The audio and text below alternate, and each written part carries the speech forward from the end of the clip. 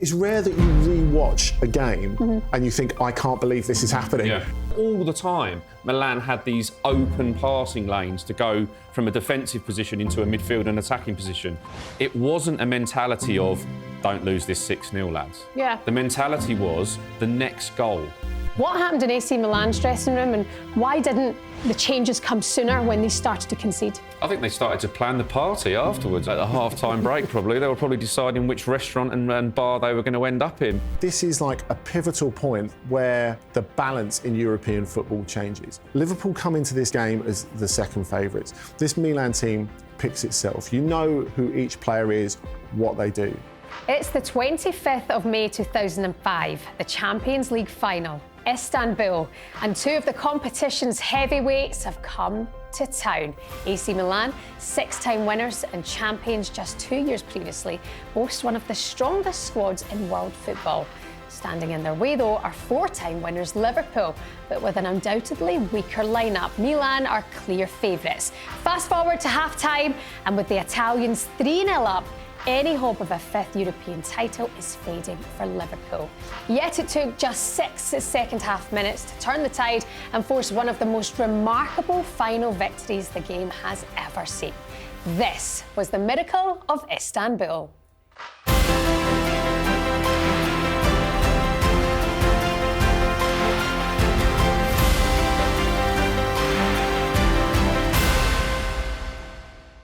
I'm Shebahn Aherne and welcome to Greatest Games Replayed, the show where we look back at some of football's most memorable fixtures and outline what went right and wrong for the teams involved. Each episode will bring you analysis and breakdowns and ask, could the result have been different with some tactical changes? Today, it's the Miracle of Istanbul, a day that's gone down in folklore as one of the greatest comebacks in history, and Liverpool's first European triumph in 21 years. So joining me today is European football expert Andy Brassell and the Sun's tactics experts, Dean Scoggins.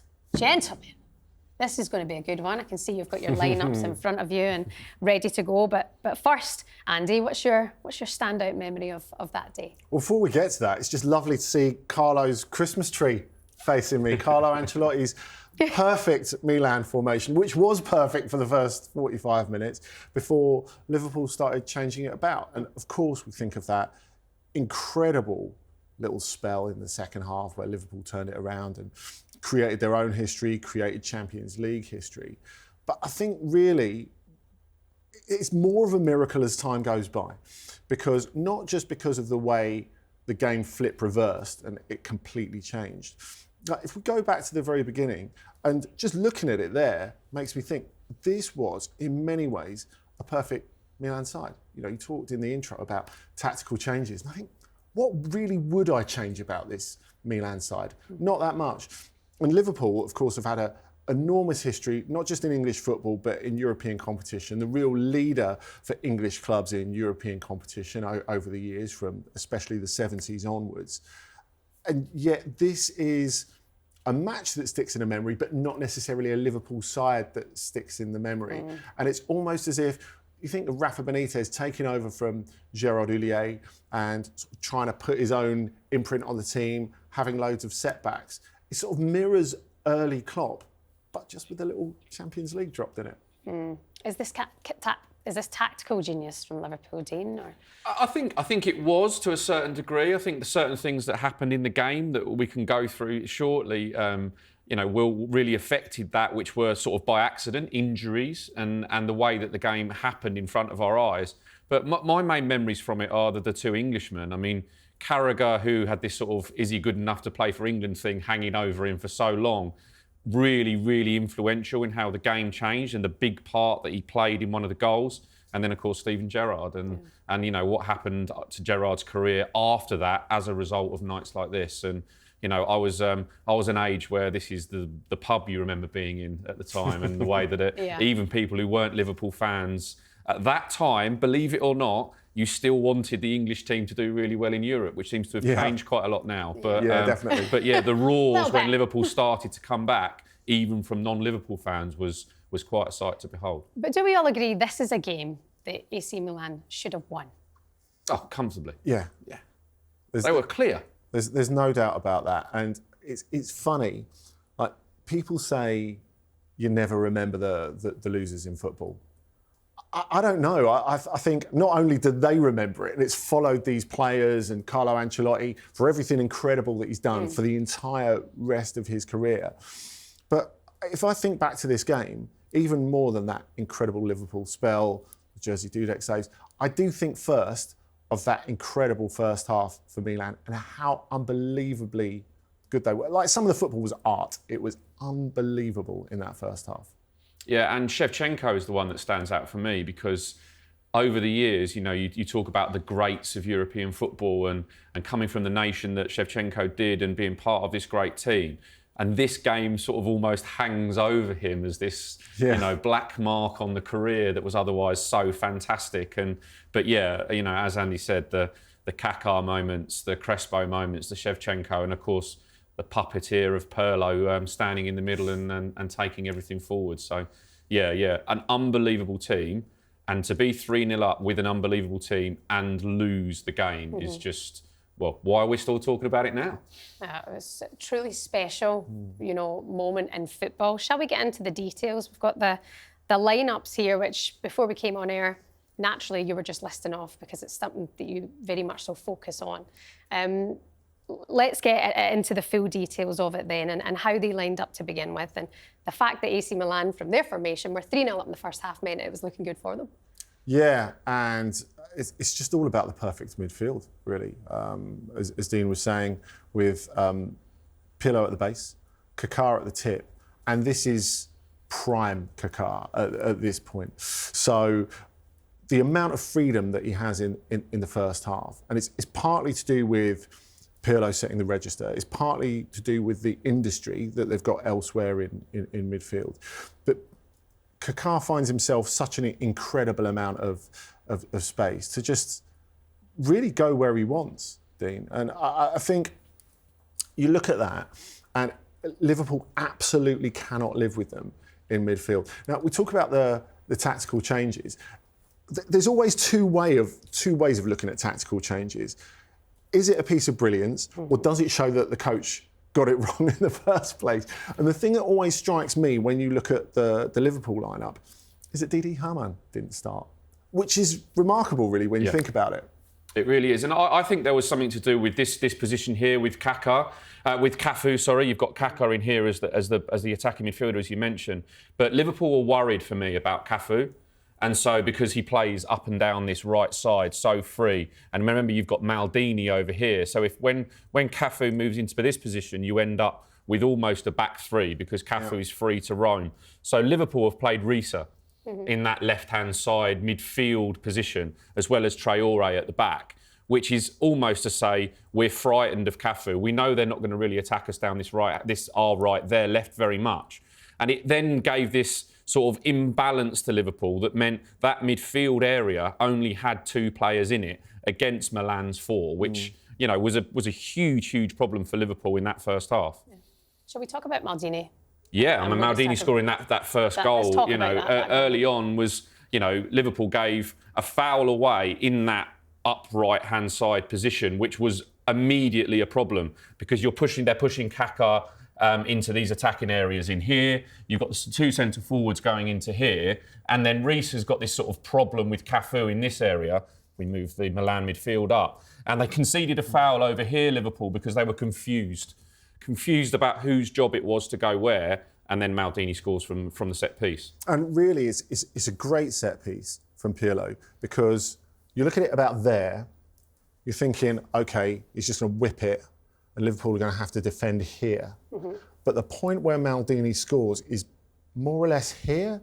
So he kind of bends it back a little bit. Yeah, exactly. And no one's really expecting it. And because it's so early in the game, it just knocks Liverpool sideways. Yeah, absolutely. And then from there, it seemed like it was smooth sailing. The goals that came after that, again, magical to watch. Yeah, and it's, at that point, it's Kaká's final. I mean, you really think about the third goal and the way that he finds the space sort of around here. He sort of turns Gerrard about here, doesn't he? And you've got Crespo making this run in. He's still quite a deep position because the defence is high. And then the finish is fantastic from about sort of about here, I suppose, because Dudek's got to come out and meet him because there's such an enormous amount of space here. But again, I was thinking of Pirlo's pass from the free kick. It's almost as if the two of them are in competition, Pirlo and Kaká, because Kaká takes his pass from about here and he's like, you know what, this needs a little bit of backspin. And that's what it does. It just like almost comes back to meet the run that Crespo's making there. And at that point, Liverpool are so high up. Kaká's got all of that space, you know. Yeah, and that to me came as a result of the way that, you know, the way that Milan set up, obviously with that back three, with Cafu pushing on in possession. This is, and then you get Shevchenko and Crespo stretching the game up here, and then you've got Kaká as well, and then you've got the industry of Seedorf and Gattuso and Pirlo, and Liverpool were sort of up here, out of possession, which was, if this is, you know, you've got Gerrard and Alonso all of a sudden in a midfield position.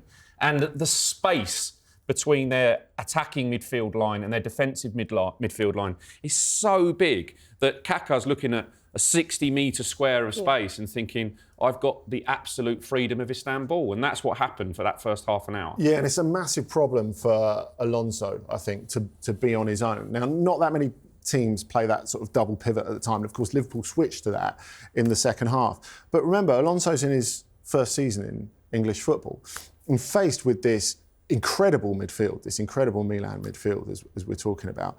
What Alonso does, and you realise over time, is rather than having two passing centre-backs, he does the passing for them. But of course, you probably need someone next to him to make the tackles, which they don't have. So he becomes completely swamped. It's a great idea if you're Liverpool and you're in the Premier League every week and you're seeking to win games every week. You're not playing teams like Milan every week where you're going to be dominated. So for Alonso to get the ball and bring it out on his own is fine in most of those contexts. Against this Milan team, he just doesn't know where to be. He's completely overstretched. So who else isn't pulling their weight then for Liverpool at this point? It's interesting because the Harry Kewell position, which obviously Kewell came off, so in this position here, along with Barros up front, they're working very hard against a team who keep the ball so well. And so I talk about passing lanes a lot on the Tactics Exposed show, and this is where Liverpool could not stop the passing lanes. They couldn't stop the ball going from the centre-backs into the midfield and then into Kaká and the strikers. And that's because basically you've got Gerrard sort of doing these doggy runs across this area here and Barros and Kewell getting pulled apart by centre-backs. And so all the time, Milan had these open passing lanes to go from a defensive position into a midfield and attacking position. And as Andy said, Alonso then is in this unenviable position. But for me, what didn't go right as well is that they've got to recognise that they're 4-on-2 at the back. And they didn't recognise that at all when they're attacking. One of those, we talk about it really a lot now. It never really got talked about in the early 2000s, the inverted fullback. Okay, that did used to happen by teams who were tactically aware enough to think we're getting overloaded in midfield, so somebody's got to come into midfield. And Liverpool did not do that early in the game, which is one of the reasons they went to 3 at the back in the second half. So how can you press Pirlo and not then, without leaving space at the back for Kaká to do his thing? It's very difficult. And I think part of that is pressing has to be a team effort, doesn't it? And I think one of the things we have to say is Harry Kewell here, surprise pick. And part of that is like, he's not that used to playing with Milan Barros in a two, which makes doing it collectively really difficult. Now, obviously, Kewell hits this wall and he's not able to continue. They bring Smicer on, which is an improvement. Of course, his role changes quite dramatically in the second half. But again, they're not used to being a pair as well. So everyone in that Milan setup knows their job. You know, it's like old friends, really. You know, they don't even have to look at each other. Someone takes the trash out without the other one even asking. You know, everyone knows what they're meant to do. But that's not the same for this Liverpool team, who are really kind of patched together. So who would have thought what happened in the second half happened?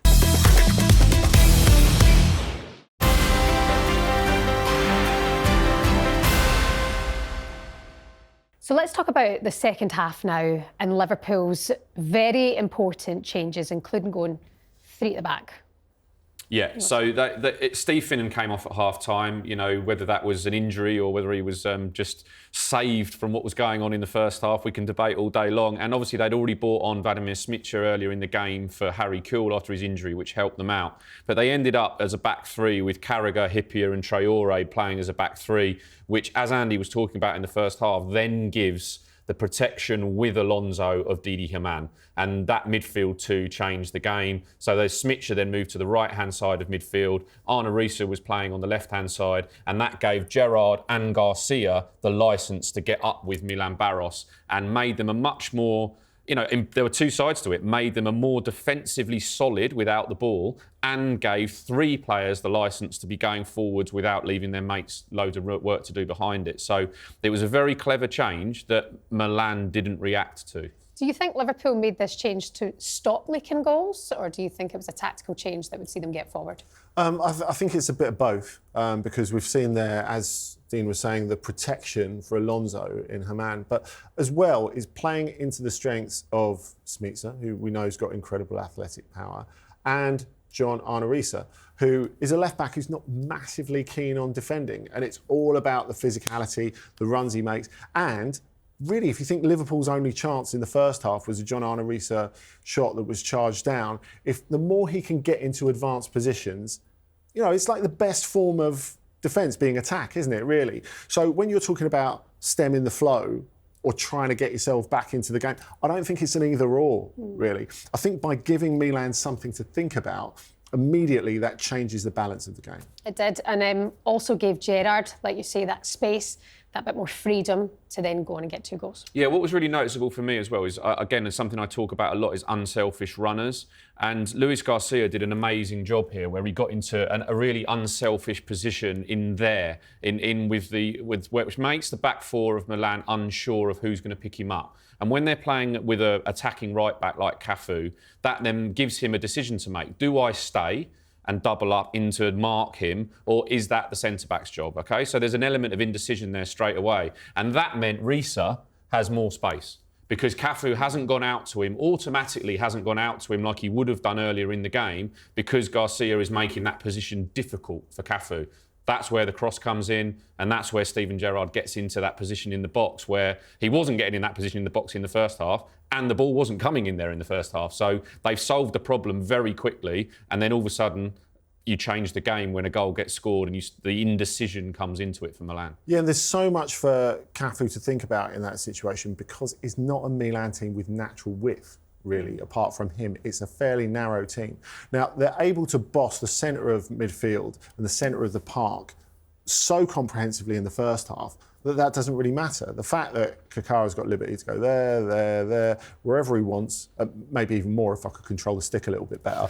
It really doesn't matter that they don't have that width. And, very little of what they do is actually in those wide areas. In the first half, it's less what Kaká does, apart from creating the chance that leads to the free kick for the early goal. It's more the fear of what he can do, really. So the fact that he's placed down an early marker to say, at the time, Cafu is so different from... He changes the position of right back. He's a historic player in that sense. And early on in the final, he says to Liverpool, well, I can end up there, I can end up there, I can end up wherever I want, and you're going to have to think about that. And he puts in their minds exactly what it is. And that is part of what creates all this space in the centre. Just focusing more then on Steven Gerrard, Dean, the fact that he gets himself almost into the striker position, shows the work, the mentality that also he had in that game too. Yeah, and real bravery considering what happened in the first half. Because again, as Andy said, if we put Barros in there a second and we bring Gerrard into where he was in the second half, then in the first half, I know this is the second half formation, but in the first half we were talking about this level of space in between Liverpool's midfield and attack, which Kaká in that horizontal space gets this enormous area to work in. And so Liverpool, by going into this position here with two, pushing the defenders up and then in there, immediately they've compressed that space in there, which gives them less space to be in, and also enables Gerrard to be running 30 yards vertically up and down the field, not 60. Yeah. And so that then is a massive change. But yeah, you've still got to be, as we know Gerrard was, an incredibly brave, athletic, energetic player to think Reece has got the ball. I'm going to put myself in there because if the cross doesn't come, I've got to get back again and be chasing Kaká and Gattuso and Seedorf back up the pitch again. So, yeah, enormous credit to think we're not just going to save ourselves from embarrassment here. And that, we've watched the documentaries about the game afterwards and they talk about the dressing room and say what was said. And it wasn't a mentality of, don't lose this 6-0, lads. Yeah. The mentality was the next goal. And that was what it gave them, and the bravery of Gerrard gave them that. And part of that is actually, it's not about being this team in this fight, it's about being Liverpool in a Champions League final, isn't it? That sense of we have to rise to this moment. Look at the fans who've come with us. This is our natural habitat while we're wearing these shirts. But I think the interesting thing about Gerrard and what an incredible influence he has on this final, and particularly this second half, this really sort of had the potential to be his Jude Bellingham in the first year at Real Madrid kind of season, if we're looking at it in a current context, I suppose. Because you look at Barros, and there are so many of these players in this team that you don't think this is not a natural starter for a Champions League winning time. I mean, look, Barros had a decent career, but I don't think many people that would argue that he's an A+ elite kind of player. And because of this, and you talked, Dean, about the unselfishness of Luis Garcia here as well, but I think that's doubly the case for Milan Barros. His work is to keep the centre-backs occupied and create the space for Gerrard to come into. I mean, there are times where he ends up almost in a centre-forward position. Like, he scores the goal from more or less on the penalty spot. He drifts into that space that Barros has helped create. The work that he does enables the room for those runs, really. And when you look at other better periods of Liverpool. So Liverpool go on to become a better team under Rafael Benitez. They go on to challenge for the Premier League title and they get pretty close. Gerrard is still Gerrard, but he's never this Gerrard again. I think this is a particular season where there's a vacuum, because if you go right back to the start of the season, Michael Owen goes, Djibril Cissé, who's been brought in by the previous manager, Gérard Houllier, he starts and has a reasonable start to the Premier League, and then he has that horrendous leg break in October against Blackburn. Fortunately, he comes back and plays his little part at the end of this, as I'm sure we'll get to a little bit later in the penalty shootout. But he's still gingerly finding his way back. So they don't have the sort of centre forward that you would expect Liverpool to have. OK, you mentioned what happened in that dressing room. The message was the next goal. It could change everything. What happened in AC Milan's dressing room, and why didn't the changes come sooner when they started to concede? I think they started to plan the party afterwards at the half-time break. Probably they were probably deciding which restaurant and bar they were going to end up in, because they did take a very, very long time to adapt to what was going on. And also with the penalty incident was a really big part of it as well. Before we get to extra time and penalties, but Andy just said about the Gerrard movement there, and if when they get into this position here, Liverpool, they're occupying players, and this is Seedorf in this position here, and they're occupying players, right? So all of a sudden they're man for man, and it was Jamie Carragher here who found himself with the ball in this position, and again, bravery from a player to go into that area there as the right centre-back when everybody else is picked up, and he's the one who plays the ball into Barros to win the Gerrard overlap, which leads to the penalty. But that doesn't happen if you haven't got that belief. And all of a sudden, the tables have turned, and we've all seen games like it before, where all of a sudden, a 100 million player looks like he wants to go and sit on the bench because the atmosphere has changed. And by that stage, it had really, really changed. But AC Milan got complacent, I think. I think Ancelotti was far too slow in changing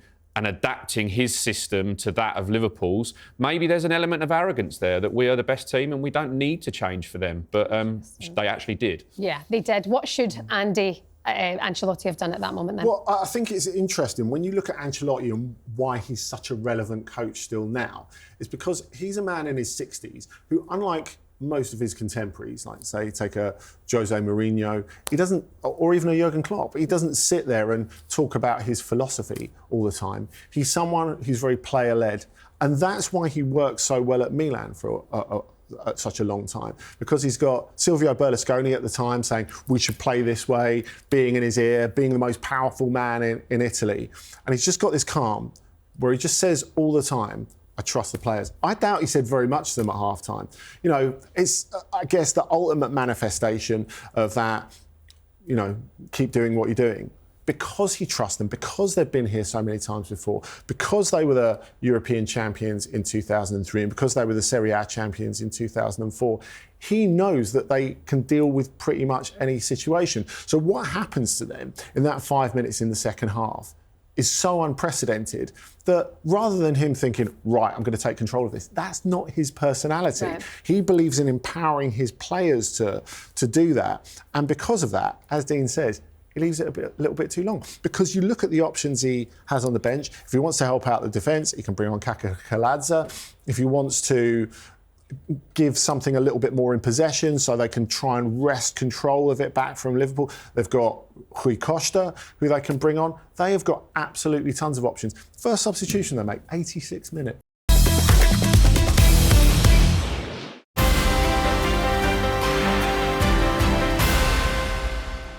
Well, let's go to the 61st minute, because at that point then it's 3-3. Who'd have thought? But, you know, why? It was incredible to even look back and think that was then. You know, that's amazing. Unbelievable. It's rare that you re-watch a game and you think, I can't believe this is happening, when you've seen it like 15, 20 times before. Because I thought, well, no, that can't be right. That's not how I remember it, but it really was. So why didn't either team at that point manage to go on and get a win from there, from 61 minutes? It's difficult because from a Liverpool perspective, then you think, well, I'll just go on and win it. But you are playing AC Milan. And, you know, Dudek's made some fantastic saves in that second half as well. We shouldn't overlook that there were chances. You know, Crespo, Shevchenko had those chances to finish the game as well. So it wasn't just one-way traffic, but it was because you're 3-0 down and you're going for it, and then it happens so quickly, we're all level, then it's like, oh, whoa, foot on the ball for a second, lads. Let's just see where we get. And as Andy said, for Milan to make the change so late, which was Serginho on the left-hand side of midfield, which then counters the Liverpool wing-back system and actually meant that Steven Gerrard went over and played as right wing-back and switched positions with Smicer. So yeah, there was a change, and actually by making an attacking change, Ancelotti then sort of brought Gerrard back into a deeper position, which was giving him all the problems. So I think perhaps looking back at it now, which is very easy in hindsight, obviously, he would probably have made that change a lot earlier than he did. Andy, do you agree with that? Yeah, I do agree with that. But I think when you asked about that sort of dip almost, it's because it's such an unprecedented spell of play in not just this game, but in any European Cup final. So really, you look at these two teams, two clubs who've seen it all in European competition, but there is definitely a sense of you have to recalibrate because it's such an emotional avalanche for Milan, but it is for Liverpool as well. It's like they're thinking as well. We can talk about them being propelled by that belief, but how much of it is real belief and how much of it is hope? When you actually get there and you get to the 3-3, you're like, how have we done that? You know, there needs to be a little moment where no one in the stadium, never mind us watching from a distance, can actually believe it. So there needs to be a moment where you're like, right, okay, this is what the game is now. The game isn't what Milan expected it to be 10 minutes ago, and it's not what Liverpool expected it to be 10 minutes ago. Absolutely. And then it went down to penalties. And the lottery of penalties. And again, I think Andy said something really perceptive there is that you can't believe you've got that far. So then all of a sudden you've got penalty takers for Milan going up to the penalty spot and thinking at some point in their mind on that long, lonely walk from the halfway line, how on earth are we here? And if you're then all of a sudden thinking, how on earth are we here in a shootout? You're not really that focused on putting the ball in the back of the net. And obviously the Jersey Dudek heroics after that and the Grobbelaar style legs got them across the line. When it got to penalties, did you think Liverpool were going to win? I don't know. It's difficult to say. It feels like it was destiny because of how far they'd come back, how much pressure was on Milan at this point as well. Because when you look at the misses for Milan, they're not people you expect to miss, are they? I think that's a huge part of it. And that's why you can tell that it's beyond logic at that point.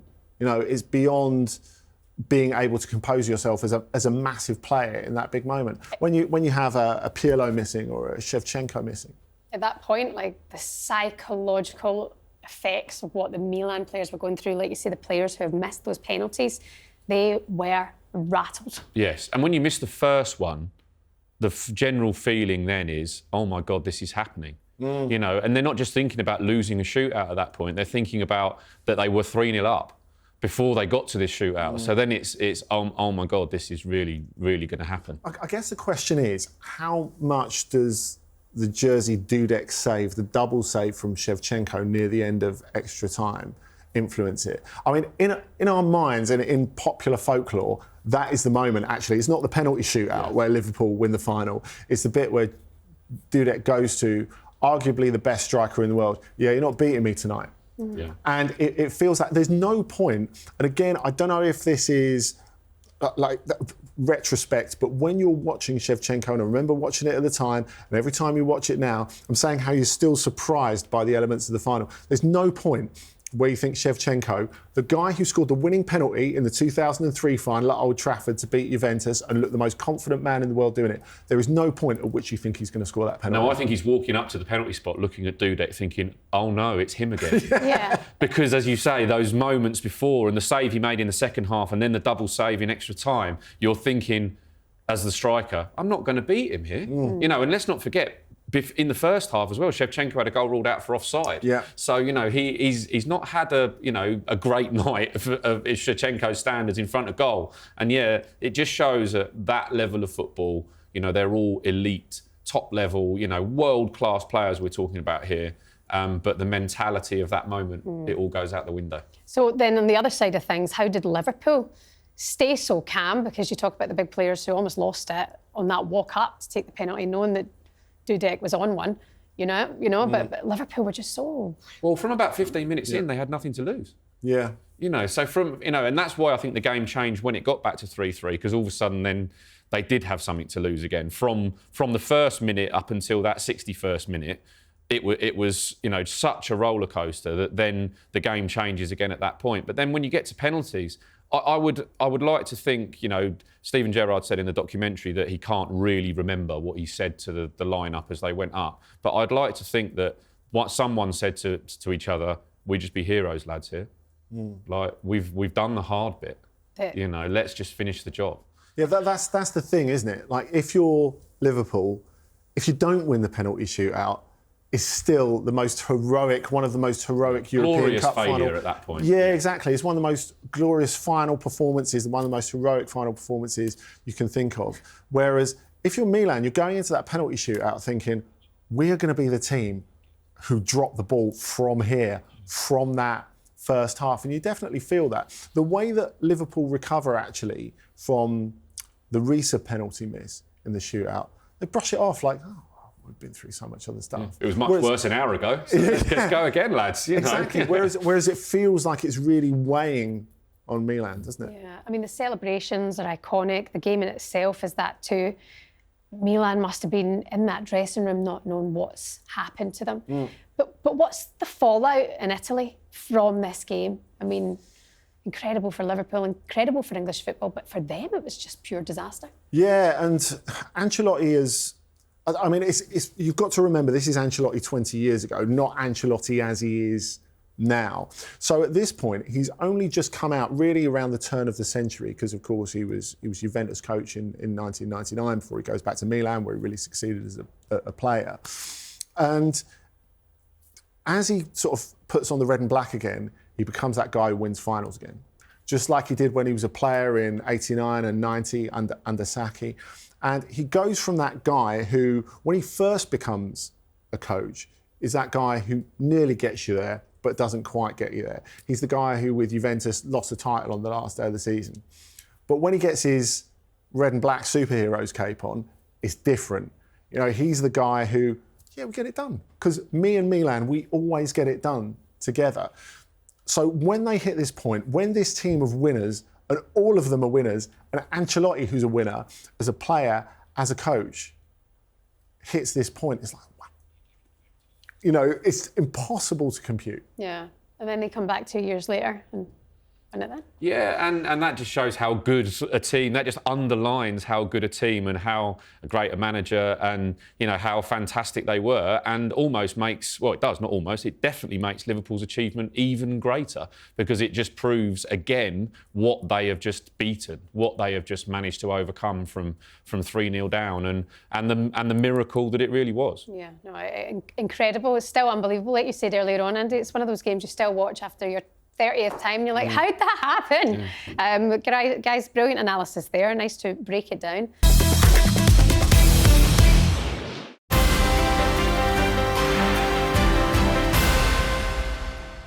We're going to end this with the impact that it had on Milan, and also Steven Gerrard. He wins the man of the match for this performance. He was unbelievable, but then after the game said, I can't leave now.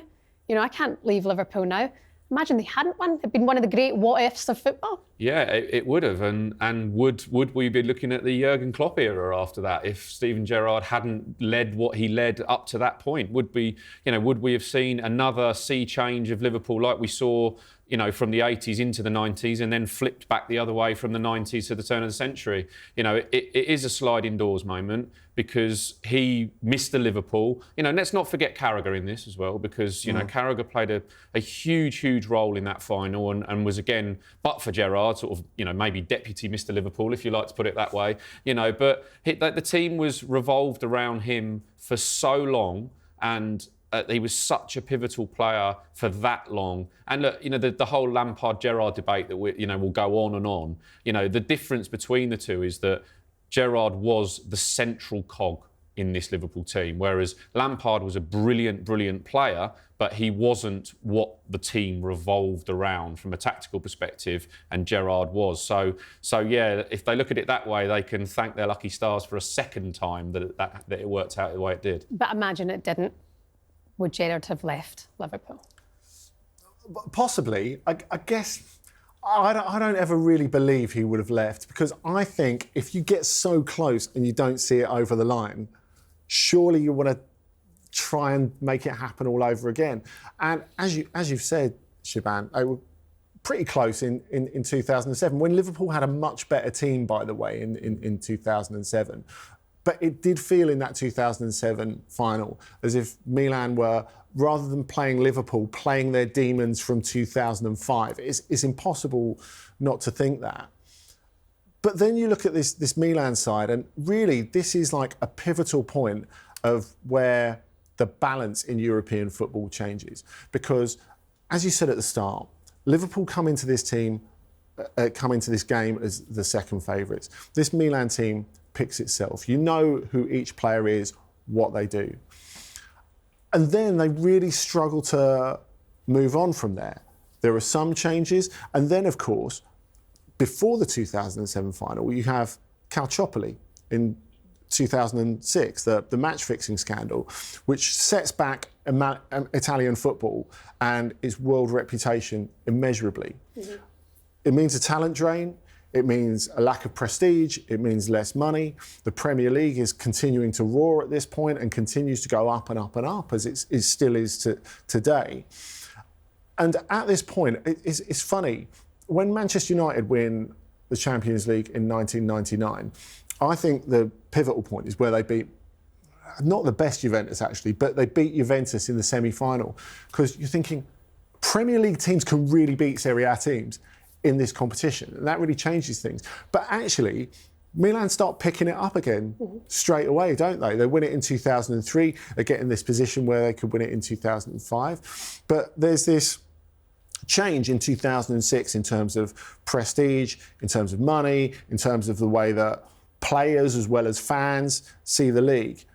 And it makes it amazing that Milan go on and win it in 2007, but it does mean it's kind of a red herring, just really delaying the point where English clubs, including Liverpool, Manchester United, Chelsea, really start to dominate the Champions League. Still, though, when they go on to win it, it's with Ancelotti. You know, he's there through that heartbreak then to winning it. Yeah, you know? Yeah. But I think Andy's dead right about the whole, you know, feeling around English football.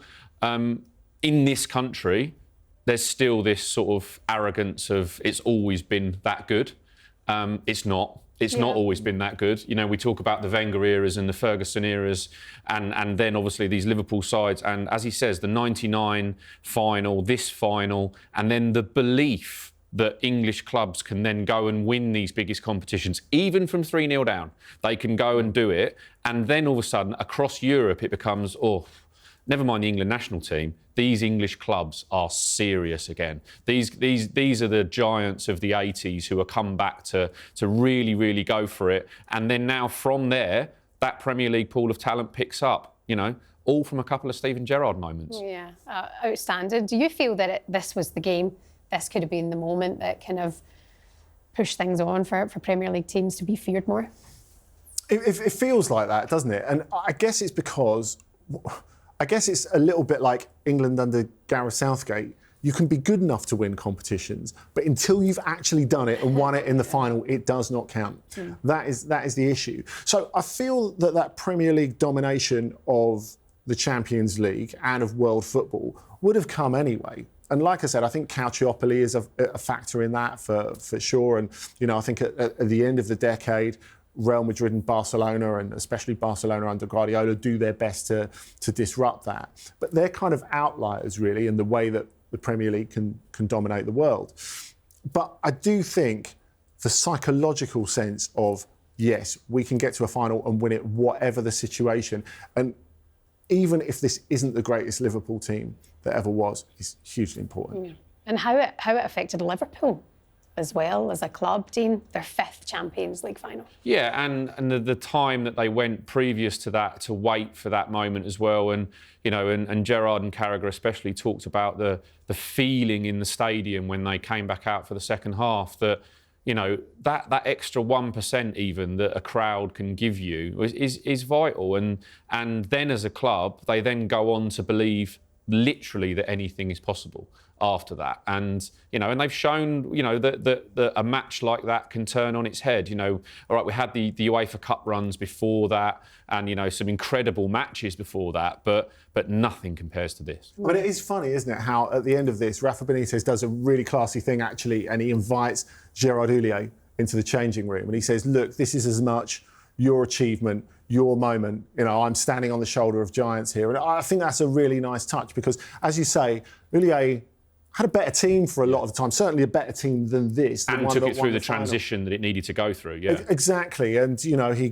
got the domestic cups, the UEFA Cup when you go back to 2001, but didn't quite get there. So it was nice to see his role in Liverpool recognised as well. But I don't know, I think the thing about this game more than anything is the fact that it's part of not just English, but European football folklore now. I mean, you think when Liverpool, funnily enough, when Liverpool didn't quite win the league in 2014 and they shelled that 3-0 lead at Crystal Palace, they called it Christanbul. When you look at during the COVID period when West Ham came back from 3-0 down and Lanzini scored that rocket from way out, that was Spurs-Stanbul. And it's just bizarre that it's such a pivotal game in our football cultural consciousness that it's just become shorthand for doing the impossible. Yeah, because the first half was so ridiculously bad for Liverpool in terms of the scoreline. Do you think, Dean, that breaking it down, going through the what ifs, buts, babies, the substitutions, the analysis, that actually maybe this was just written in the stars for Liverpool to win? I do. I think it's one of those, yeah, as Annie said, the folklore tale that it becomes. But it was preventable. It definitely was preventable when you go through the analysis from a Milan point of view and from an Ancelotti point of view, and also, you know, there were risks taken by Liverpool that could have resulted in it being 4 or 5-0 the other way.